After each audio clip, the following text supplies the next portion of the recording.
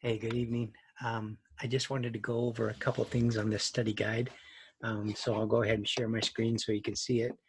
Um, I'm pretty sure we talked about why the Mormons came to Great Basin. What are the days of 47? The days of 47 are the holiday time that we have in July when we celebrate when the Mormon pioneers arrived here. I hope that you can hear me good. I'm going to get closer to the mic. The days of 47 are when we celebrate when the pioneers arrived in July of 1847, excuse me. What was the lasting impact of the mountain men?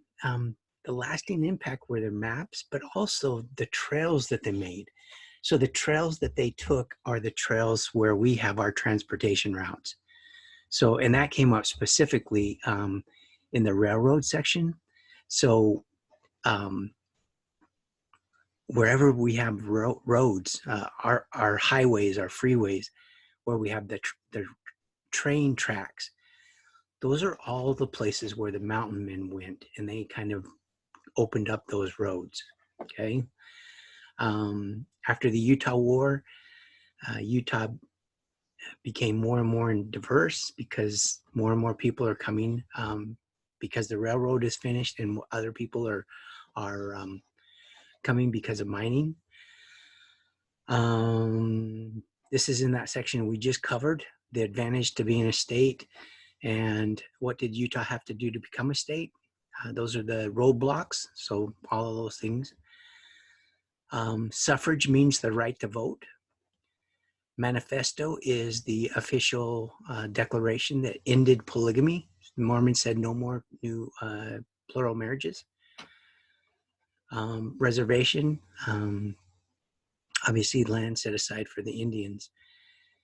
You are going to need to know these five. These five are going to be the matching part on the test. And so you're going to need to know who was involved and what the outcome was. Like, for example, in the Mountain Meadows Massacre, that was the overland travelers from Missouri and Arkansas, and about 150 people got killed. In the Bear River Massacre, that was the Army and the Shoshone Indians, and about 170, no, higher than that, 250 to 400 maybe, okay? So anyways, you're gonna have to be able to recognize each of these five incidences, these events that happened during the war or the territorial time. Buffalo Soldiers, Native Americans, okay, that were soldiers. Civil War didn't affect Utah very much because we didn't have any soldier or any battles here. We did send a few soldiers to the Civil War just to show that we were loyal to the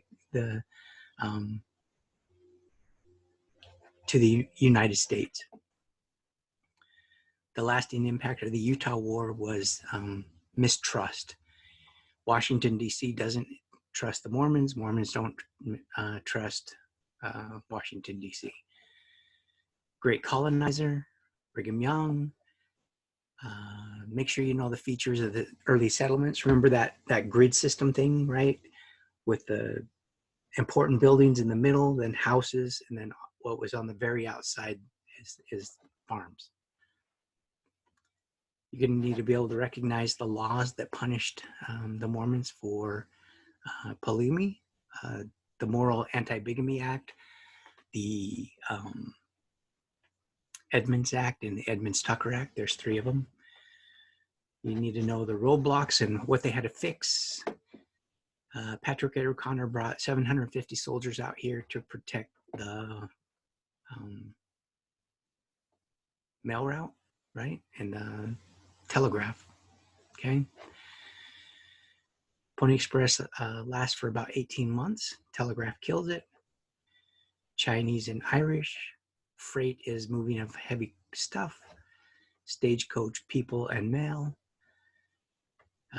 Promontory Summit or Promontory Point. Chinese were left out, and the proposed state of Deseret, pretty big, really big, a lot bigger than what we have now. So I'm going to post this today in the page so you can watch it. Also, I will post the link for the Kahoot.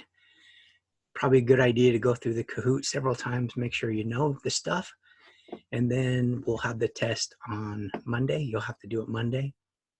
We'll get that done. And then we'll do something, maybe, I don't know, talk about Thanksgiving or something on Tuesday before you leave to go to Thanksgiving break. And then we'll be back in person on Monday the 30th. So have a good week.